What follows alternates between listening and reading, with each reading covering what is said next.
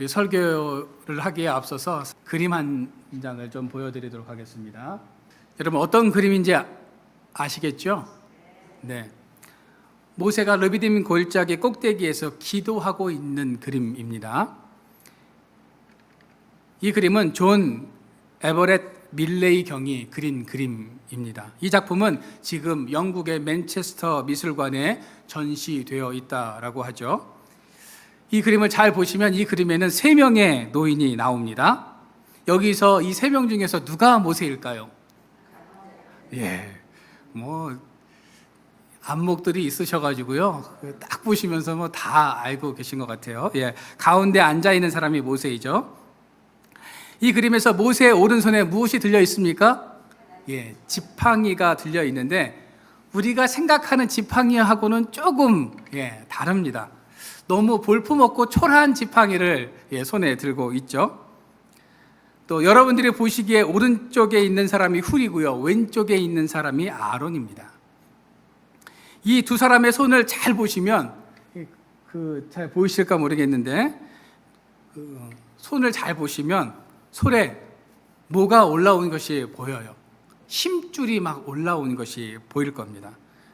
모세의 손이 내려오지 않게 하기 위해서 손을 이 두 사람이 꼭 붙잡고 있는데 그것이 얼마나 힘든 것인가를 화가는 이 그림에서 보여주고 있다라는 겁니다. 이 그림에서 모세는 너무 지쳐서 고개를 떨구고 있습니다. 옆에 아론과 훌의 얼굴과 대조를 이루고 있다라는 거죠. 그리고 이 그림의 오른쪽 하단에 보면 화살 하나가 땅에 박혀 있는 것이 보일 텐데요. 보이시죠? 지금 이스라엘 백성들이 아말렉과 전쟁 중임을 말하고 있는 겁니다. 여러분, 이 작품의 제목이 무엇인지 아십니까? 이 작품의 제목은 오 주여 승리하소서라는 제목의 작품입니다. 작가가 왜 이런 제목을 붙였는지는 정확히 잘 모르겠지만 분명한 것은 이 그림의 배경이 출애굽기 17장인 것만은 확실하다라는 겁니다. 오늘 여러분들이 읽으셨던 출애굽기 17장에는 르비딤에서 일어났던 2가지 전쟁의 이야기를 다루고 있습니다. 첫 번째는요, 이스라엘 백성들이 모세와 다투는 전쟁이 있었고요. 두 번째는 아말렉과의 전쟁이 있었습니다. 르비딤이라는 이 지역의 뜻은요, 휴식의 땅이라는 그런 뜻을 가지고 있는데 오늘 출애굽기 17장의 이스라엘 백성들의 삶에는 이 르비딤, 휴식의 땅이라는 이 뜻과는 전혀 다르게 휴식이 없는 그런 삶이었다라는 것을 우리가 느낄 수 있습니다.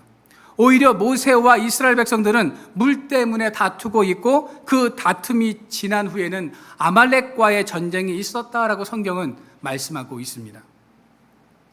여러분, 르비딤 골짜기에서 이스라엘 백성들이 겪게 된 물 문제와 이 아말렉과의 전쟁은 상당히 아주 큰 문제였습니다.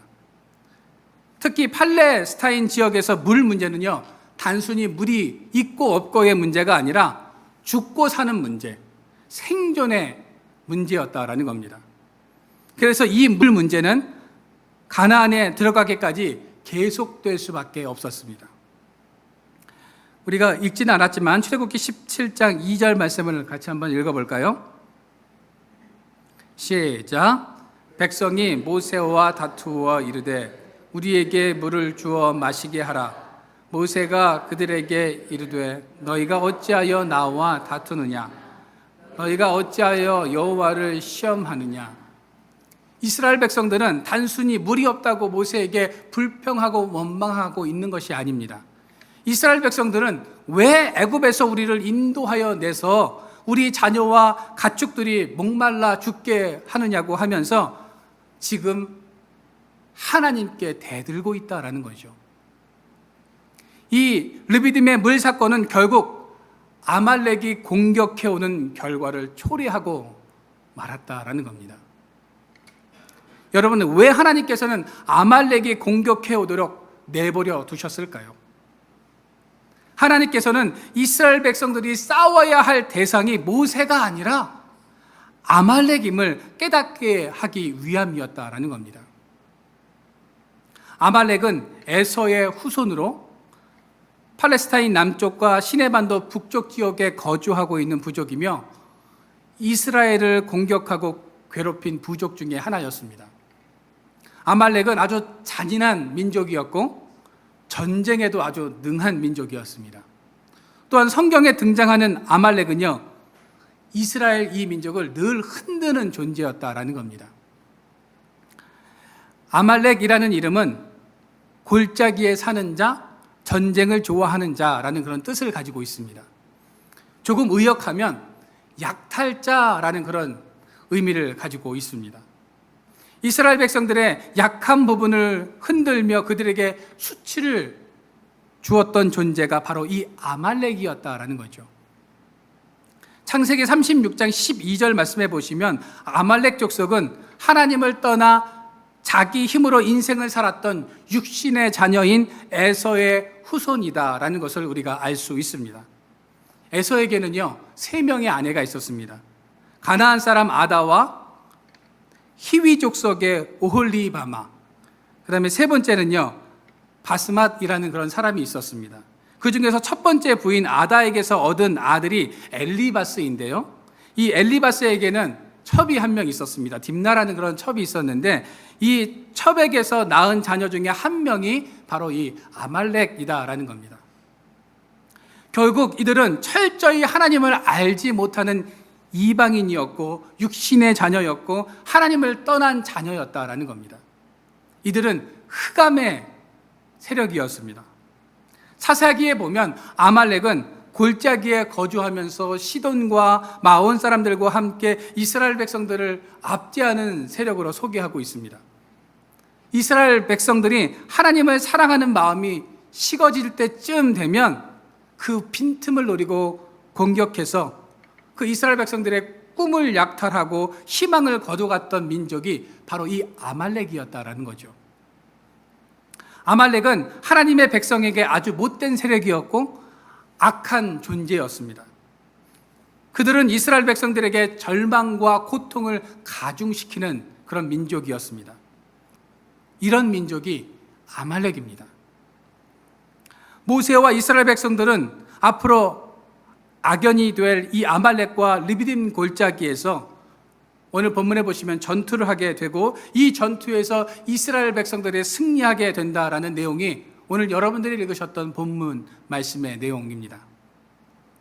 그렇다면 이 아말렉과의 전쟁이 오늘을 살아가는 우리에게 주는 영적 교훈은 무엇인가?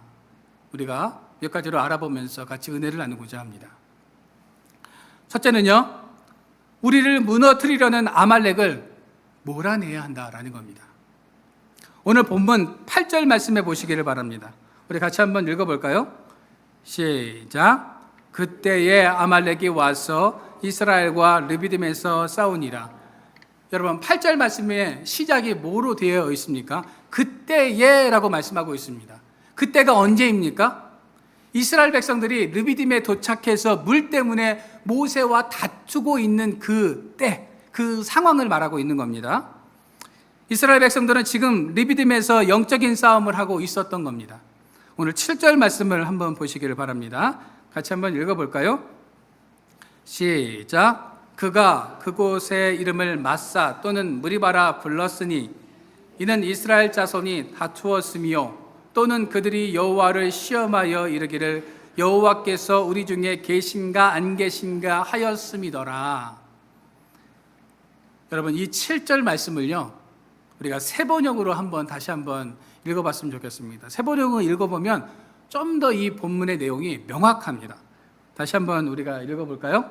시작. 이스라엘 자손이 거기에서 주님께 대들었다고 해서 사람들은 그곳의 이름을 무리바라 하고 또 거기에서 주님께서 우리 가운데 계신가 안 계시는가 하면서 주님을 시험하였다고 해서 그곳의 이름을 마사라고도 한다라고 되어 있습니다.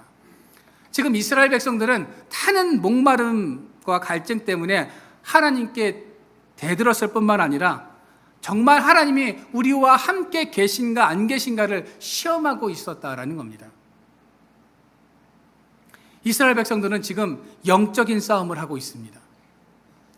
목마름과 갈증에서 오는 문제로 지금 이스라엘 백성들은 흔들리고 있다라는 거죠. 그 믿음과 신앙이 지금 흔들리고 있습니다. 지금까지 이스라엘 백성들을 도우셨던 하나님을 믿지 못하겠다라고 이렇게 말하고 있는 것입니다.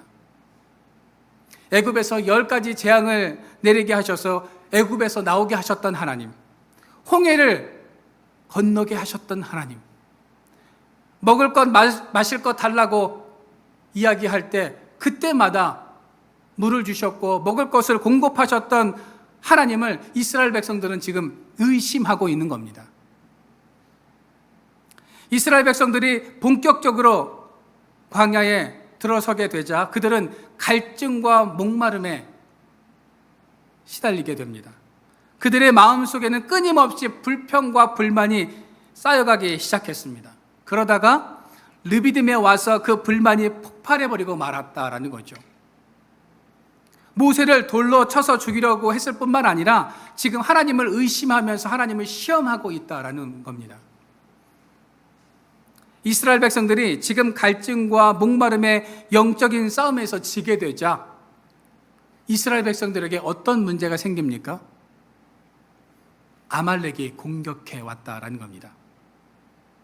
여러분, 하나님과 이스라엘 백성 사이에 믿음의 틈이 벌어지자 그 틈을 노리고 아말렉이 공격해 왔던 것입니다. 설교 초반에 말씀을 드렸지만 아말렉은 하나님을 향한 그들의 마음이 식어질 때마다 공격해 왔던 영적으로 악한 족속 흑암의 세력이었다라는 거죠. 악한 마귀는 기회를 노리고 있다가 이스라엘 백성들로 하여금 하나님께 반역하게 했습니다. 그리고 아말렉을 통해서 이스라엘 백성들을 완전히 무너뜨리려고 했다라는 거죠.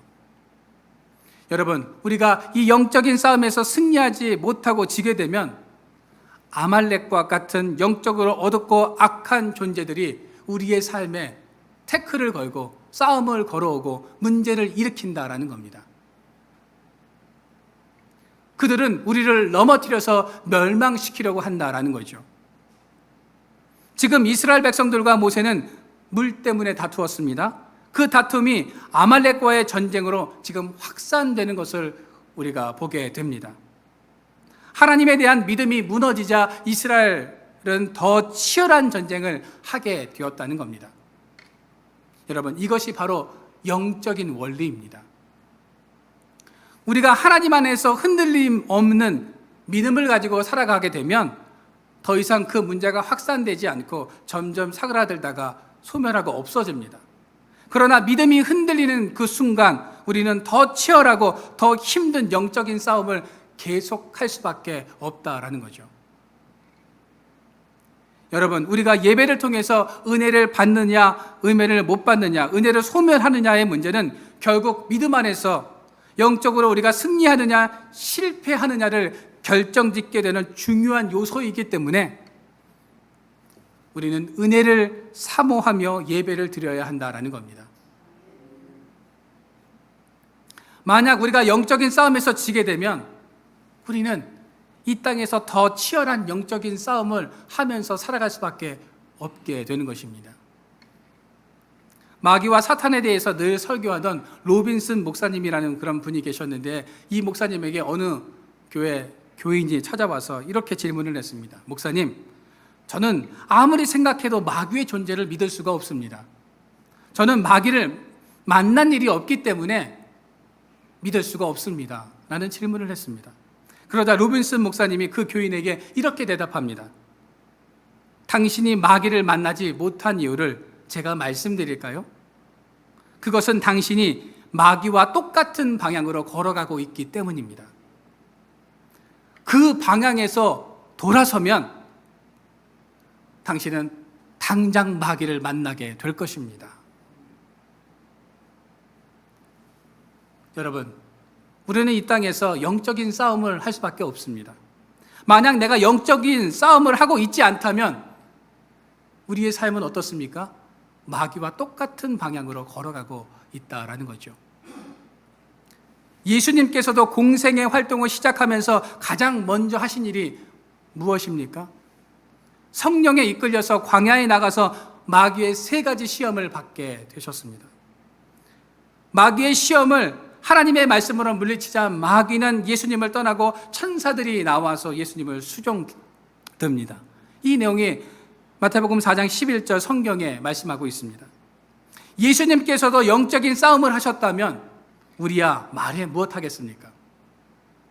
우리는 늘 영적으로 무장되어 있어야 이 치열한 영적인 전쟁에서 이길 수 있는 것입니다.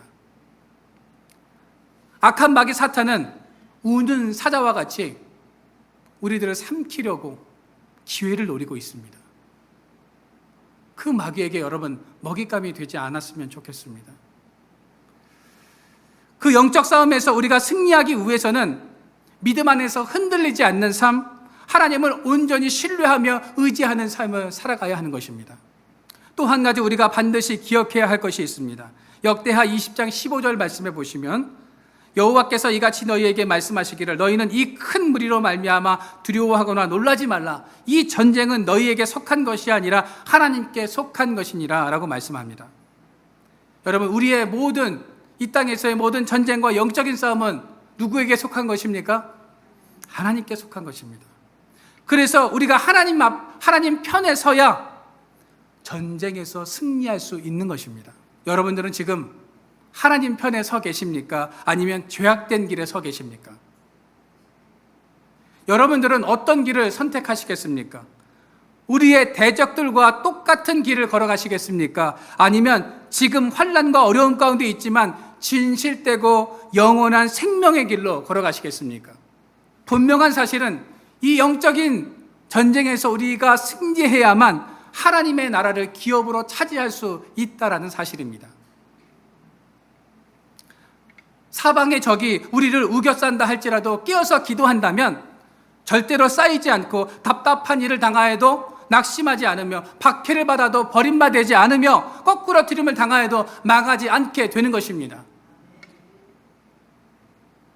이제 바라기는 기도하며 깨어 있을 뿐만 아니라 믿음 안에서 든든히 서가시기를 바랍니다.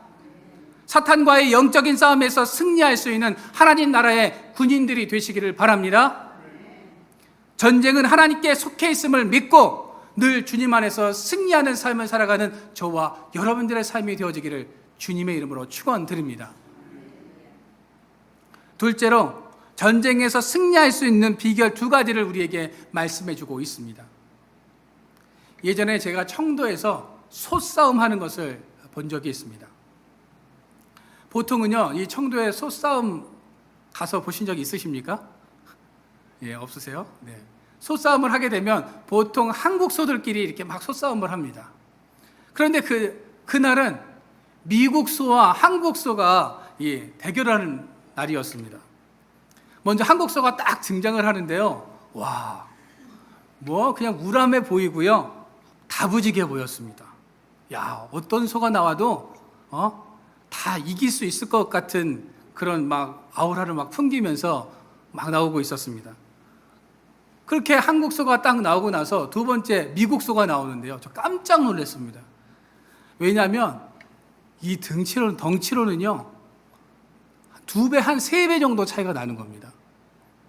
색깔은 시커매가지고요, 더 무섭게 생기고 훨씬 더 힘이 강해 보였습니다. 야, 2 소가 앞에 딱 섰는데요, 우리 한국 소가 너무 왜소해 보이는 겁니다. 심판이 딱 신호를 줍니다. 그랬더니 2 소가 탁 맞붙는데요. 야, 이거는 봐도 게임이 안 되겠다라는 그런 생각이 들었거든요. 그런데 한국 소가 그 미국 소 밑으로 자꾸 막 들어갑니다. 왜 자꾸 저렇게 밑으로 들어갈까? 저렇게 들어가서 미국 소가 이렇게 힘 한번 주고 배를 한번 깔면 눌려가지고 압사당해서 죽을 것 같은데 왜 자꾸 저렇게 밑으로 들어가나, 이런 생각이 들었습니다. 그런데 이 작은 체구의 한국 소가요, 그 미국 소 밑으로 자꾸 들어가더니 어떻게 하냐면 뿔로 확 받는 겁니다. 막 뿔로 계속 받는 거예요. 자, 여러 차례 이렇게 뿔로 계속 들이받자 미국 소가 주름질을 치더니 이내 도망가 버립니다. 제가 그 모습을 보면서 싸움의 기술 한 가지를 터득했습니다. 더 숙이고 더 낮추었다가 공격하는 일격은 훨씬 더 날카롭고 강력하다라는 것이었습니다. 우리가 마귀와의 이 영적 싸움에서 승리하기 위해서는 하나님께 더 엎드리고 낮은 자세로 기도하고 나갈 때 훨씬 더 날카롭고 강력한 파워를 가지게 된다는 겁니다. 그럴 때 우리는 어떻게 됩니까? 결국 이 싸움에서 승리하게 된다는 거죠. 오늘 본문으로 다시 돌아가서 그렇다면 모든 부분에서 약세였던 이스라엘 백성들이 싸움을 잘했던 이 아말렉을 어떻게 이길 수 있었을까요? 첫째는 힘을 모아 협력했기 때문입니다. 오늘 9절 말씀해 보십시오. 우리 같이 한번 읽어볼까요? 시작. 모세가 여호수아에게 이르되 우리를 위하여 사람을 택하여 나가서 아말렉과 싸우라. 내일 내가 하나님의 지팡이를 손에 잡고 산 꼭대기에 서리라. 모세는 여호수아에게 너는 사람을 택해서 아말렉과 싸우고 자신들은 산 꼭대기에 올라가서 기도하겠다라고 이야기를 합니다. 그리고 모세는 아론과 훌과 함께 산 꼭대기로 향합니다. 여러분, 이 전쟁에서 모세와 여호수아, 이스라엘 백성 아론과 훌이 이 혼연일체가 되어서 힘을 모아 싸운 전쟁, 그래서 이긴 전쟁이 바로 이 전쟁이라는 겁니다. 만약 모두가 제각각이었다면 이 전쟁에서 승리하지 못했을 겁니다. 여러분, 싸움은 혼자 하는 것이 아닙니다. 모두가 협력해야 이길 수 있다는 거죠. 사무엘이 사사로 있을 당시 블레셋의 잦은 침공으로 어려움을 겪고 있을 때 이스라엘 백성들이 위기를 벗어날 수 있었던 방법이 무엇입니까? 그들이 미스바에 모여서 합심해서 제단을 쌓고 금식하며 기도했기 때문입니다. 이처럼 힘을 하나로 모으는 것이 얼마나 중요한 것인지 모른다라는 겁니다. 오늘 본문 후반절 말씀해 보십시오. 9절 후반절 말씀해 보시면 내일 내가 하나님의 지팡이를 손에 잡고 산 꼭대기에 서리라. 여러분, 모세가 여호수아에게 어떤 말을 하고 있습니까? 모세는 하나님의 지팡이, 능력의 지팡이, 하나님의 임재를 상징하는 이 지팡이를 들고 산 꼭대기에 서 있겠다고 말을 합니다. 그러면서 여호수아에게 장정들을 뽑아서 이 전쟁에 출전할 것을 명령했다라는 거죠. 우리 10절 말씀을 같이 한번 읽어보도록 하겠습니다. 시작. 여호수아가 모세의 말대로 행하여 아말렉과 싸우고 모세와 아론과 훌은 산 꼭대기에 올라가서 10절에 보시면 전쟁에 참전할 수 있는 남자들은 모두 지금 전쟁에 참전합니다. 그리고 나이가 많아서 전쟁에 참전하지 못하고 있는 모세와 아론과 훌은 지금 산 꼭대기로 향했다라는 겁니다. 여러분, 10절에 보시면 아론과 훌이라는 사람이 등장하는데요. 아론이 누구입니까? 모세의 형이죠. 자, 이거는 잘 압니다. 근데 훌이라는 사람은 누구일까요? 모세의 누나였던 미디암의 남편입니다. 그러면 어떻게 됩니까? 족보가? 모세의 매형이죠, 매형. 매형이 바로 이 훌입니다. 여러분, 지금 나이가 많은 모세, 아론, 훌은 르비딤 골짜기 꼭대기에 올라갔습니다. 전쟁에 나가서 싸울 수 없었던 이들은 지금 르비딤 골짜기 꼭대기에 올라가서 기도하기 시작했다라는 거죠. 그러자 놀라운 일이 일어납니다. 11절 말씀입니다. 같이 한번 읽어보도록 하겠습니다. 시작. 모세가 손을 들면 이스라엘이 이기고 손을 내리면 아말렉이 이기더니. 여러분, 성경은 모세가 손을 들면 이기고 손을 내리면 아말렉이 이기는 이런 현상을 누가 먼저 발견했는지를 자세히 언급하고 있지는 않습니다. 그러나 분명한 것은 누군가 이 사실을 깨닫게 되었고 모세의 손이 내려오지 않도록 아론과 훌이 돕고 있다라는 겁니다. 자, 12절 말씀입니다. 우리 같이 한번 읽어보도록 하겠습니다. 시작. 모세의 팔이 피곤하매 그들이 돌을 가져다가 모세의 발 아래에 놓아 그가 그 위에 앉게 하고 아론과 훌이 한 사람은 이쪽에서 한 사람은 저쪽에서 모세의 손을 붙들어 올렸더니 그 손이 해가 지도록 내려오지 아니한지라. 여러분, 아까 제가 설교 처음에 보여드렸던 그 그림을 한번 상상해 보면서 이야기를 한번 들어보시면 좋을 것 같아요. 12절 전반절에 보시면 모세의 팔이 피곤하며, 이 표현을 원어에서는 모세의 팔이 무거웠다라고 이렇게 표현하고 있습니다. 모세의 팔이 무거웠다는 것은 모세가 손의 힘을 완전히 상실한 상태였음을 말하고 있는 겁니다. 지금 한계 상황을 만나게 되었다라는 거죠. 여러분, 이렇게 10분만 들고 계셔 보세요. 어떻게 됩니까? 자동적으로 손이 내려옵니다. 그런데 한나절 동안 이 손을 들고 있었던 이 모세를 보면 당연히 육체의 그런 한계를 느낄 수밖에 없었다라는 겁니다. 아무리 노력해도 더 이상 감당할 수 없는 그런 한계를 만나게 되었다는 겁니다. 왜 성경은 굳이 모세의 팔이 피곤하게 되었다는 이 말씀을 성경 본문에 넣어놓고 있을까요? 모세가 한계 상황이었다는 것을 왜 성경은 굳이 이 내용을 말하고 있는 것일까요? 아말렉을 물리친 승리의 원동력이 모세의 능력 자체에 있지 않음을 말씀하고 있는 겁니다. 모세는 자신의 손 무게도 감당할 수 없는 연약한 인간이었음을 말씀하고 있는 것이죠. 이 전쟁의 승리의 원동력이 누구라는 것을 성경은 말씀하고 있는 겁니까? 하나님이라는 사실을 말씀하기 위해서 모세가 이렇게 연약한 사람이었음을 기록하고 있다라는 겁니다. 여러분, 우리도 이 모세처럼 한계 상황을 만날 때가 있습니다. 나 혼자의 힘으로는 안 될 때가 있죠. 그때 우리는 무엇을 기억해야 할까요?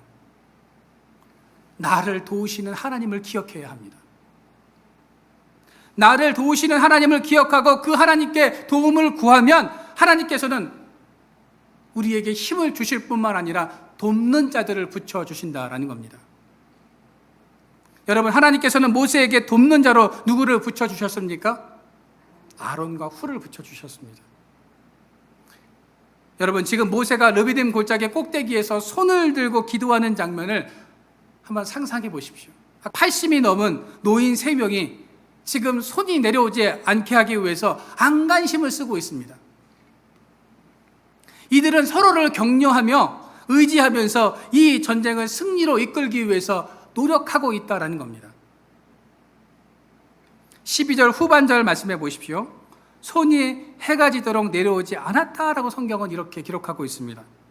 이 전쟁이 언제 시작되었는지 정확히 알 수는 없지만 분명한 것은 새벽 시간에 모세와 아론과 훌이 산 꼭대기에 올라가 있었다라는 거죠. 그리고 해가 지도록 손이 내려오지 않게 하기 위해서 애쓰고 있다라는 겁니다. 여러분, 우리는 오늘 본문을 보면서 기도는 노동이라는 것을 깨닫게 됩니다. 기도의 분량이 쌓이고 애씀과 노력이 있어야 역사가 일어난다는 사실을 오늘 본문은 우리에게 말씀해주고 있는 것입니다. 하나님께서 이 전쟁을 승리로 이끄실 것을 알지만 피곤하고 지친 손이 내려오지 않도록 기도하는 애씀과 노력이 있어야 한다라는 겁니다. 여러분, 여러분들의 삶에 기도의 손이 내려오지 않게 되어지기를 소망합니다. 그 손이 내려오는 순간 우리는 이 영적인 싸움에서 지게 되는 것입니다. 그 손이 내려오지 않도록 아론과 훌과 같은 돕는 자들을 붙여달라고 기도하시기를 바랍니다. 내가 아론과 훌처럼 돕는 사명을 감당할 수 있게 해달라고 기도하시기를 바랍니다. 기도를 돕는 자들과 동일한 기도 제목들을 가지고 합심해서 기도하면 놀라운 반전의 역사가 일어납니다. 오늘 13절 말씀입니다. 같이 한번 읽어볼까요? 시작. 여호수아가 칼날로 아말렉과 그 백성을 쳐서 무찌르니라. 원문에서는 완전히 쳐서 패배시켰다라고 말씀하고 있습니다. 애매하게 어정쩡하게 이기게 하셨다라는 것이 아닙니다. 완벽하게 이기게 하셨다라는 거죠. 여러분, 아말렉 족속이 어떤 족속이라고 말씀드렸습니까? 전쟁에 능한 약탈 능숙한 그런 민족이었습니다. 얼마나 전쟁을 잘했겠습니까? 이스라엘 백성들은요, 전쟁 해본 적이 없어요. 전쟁 안 해본 이스라엘과 전쟁에 능한 지금 아말렉에 붙었는데 상식적으로 누가 이기는 겁니까? 그런데 하나님께서 애매하게 이기게 하신 것이 아니라 완벽하게 이기게 하셨다라는 겁니다. 그렇습니다. 아말렉과의 전쟁은 동역의 승리였으며 기도의 승리였음을 오늘 본문은 우리에게 말씀하고 있는 것입니다. 여러분, 우리가 영적인 전쟁에서 이기기 위해서는 모세와 같이 기도해야 합니다. 아론과 훌과 같이 모세의 기도가 중도에 그치지 않도록 도와주어야 하는 것입니다. 바라기는 우리 모두가 영적으로 한 마음이 되어서 기도함으로 우리 앞에 쌓여있는 골리앗과 같고 여리고성과 같은 인생의 거대한 문제들을 기도로 무너뜨리는 저와 여러분들의 삶이 되어지기를 주님의 이름으로 축원드립니다. 이스라엘이 아말렉과의 싸움에서 이길 수 있었던 이유 두 번째로는요, 하나님이 도우셨기 때문입니다. 9절에 보면 하나님의 지팡이를 손에 잡고 산 꼭대기에 서리라 라고 말씀합니다. 사실 모세가 가지고 있었던 지팡이는요, 미디안 광야에서 양을 칠 때 사용하던 나무에 불과했습니다. 그런데 지금 그 지팡이의 주인은 하나님이십니다. 그 지팡이의 주인이 바뀌자 막대기에 불과했던 지팡이는요, 능력의 도구가 됩니다. 여러분, 지금 여러분들이 가지고 있는 은사, 물질, 건강, 재능, 자녀 등은요, 아주 보잘것없는 모세의 지팡이와 마찬가지입니다. 그런데 그것이 하나님의 손에 붙잡힌 바 되어지면 그것은 홍해를 가르고 바위에서 물을 내며 전쟁에서 이기게 하는 능력의 도구가 되는 것입니다. 여러분, 우리가 무엇을 들고 있느냐가 중요한 것이 아닙니다. 그 도구가 하나님의 손에 붙잡힌 바 되었느냐 아니냐가 중요한 것이죠. 그것이 무엇이든 하나님의 손에 붙잡히게 되면 그것은 하나님의 능력이 되는 것입니다. 그 붙잡힌 것을 통해서 하나님의 놀라운 역사가 일어나게 된다는 것입니다. 제가 2004년에요, 엑소더스 신들과 왕들이라는 영화를 본 적이 있습니다. 이 영화에서 가장 인상 깊은 장면이 있었는데 그것은 모세가 자신의 생명처럼 여기던 칼을 홍해에 던져버리는 장면이었습니다. 우리 장면을 좀 한번 보여주시겠어요? 이 영화에서 모세의 손에 들려있던 이 칼은요, 권력을 상징하는 칼이었습니다. 자신의 신분을 상징하는 칼로서 누구나 갖고 싶어하고 누구나 부러워하는 그런 칼이었습니다. 그런데 모세가 홍해 앞에서 이 칼을 과감하게 던져버립니다. 세상의 권력, 세상의 신분, 자신의 모든 것이었던 그 칼을 던져버립니다. 그때 놀라운 기적의 역사가 일어나게 됩니다. 여러분들 손에 들려있는 것이 무엇입니까? 물질입니까? 권력입니까? 누구나 부러워할 만한 것들을 지금 손에 들고 기뻐하고 계십니까? 여러분, 그러나 그것으로는 아무런 역사가 일어나지 않습니다. 우리의 손에 무엇이 들려 있느냐가 중요한 것이 아니라 내 손에 들려 있는 것이 하나님께 붙잡힌 바 된 것이냐가 훨씬 더 중요하다라는 것입니다. 오늘 15절 말씀입니다. 같이 한번 읽어볼까요? 시작. 모세가 제단을 쌓고 그 이름을 여호와 니시라 하고. 여러분, 모세는 아말렉과의 전쟁에서 이기게 하신 하나님께 제단을 쌓습니다. 그리고 그 이름을 여호와 니시라고 부릅니다. 여호와 니시가 무슨 뜻입니까? 여호와는 나의 깃발 되신다라는 그런 뜻입니다. 여호와는 전쟁에서 승리하게 하시는 분이시다라는 것을 의미하는 것입니다. 그렇다면 여호와 니시는 오늘을 살아가는 우리에게 어떤 영적인 교훈을 주고 있는 것일까요? 우리가 하나님을 의지하며 살아갈 때에 승리할 수 있다는 교훈을 우리에게 주는 것입니다. 여러분, 우리가 이 땅에서 믿음으로 승리하고 인생의 승리를 맛보며 살아가기를 위해서는 여호와 니시의 하나님, 우리의 승리가 되시는 하나님, 그 하나님을 의지하며 살아가야 하는 것입니다. 그 하나님의 역사를 믿을 때 인생의 승리를 맛보게 되는 것입니다. 그 승리의 깃발을 우리가 나부끼면서 흔들 수 있게 된다는 사실입니다. 여러분, 우리는 이 땅에서 여호수아처럼 영적인 싸움을 해야 합니다. 모세처럼 기도해야 합니다. 아론과 훌처럼 사명을 다 감당해야 합니다. 그러면 하나님께서 우리의 삶에 승리의 깃발을 세워 주십니다. 여러분, 에베네셀의 하나님, 여호와 니시의 하나님이 우리를 도우시고 승리하게 해 주실 줄로 믿으시기를 바랍니다. 그 하나님은 지금도 우리를 도우시며 우리와 함께 하심을 믿고 오늘도 우리를 넘어뜨리려는 아말렉을 물리치고 믿음 안에서 승리하는 삶을 살아가는 저와 여러분들의 삶이 되어지기를 주님의 이름으로 축원드립니다.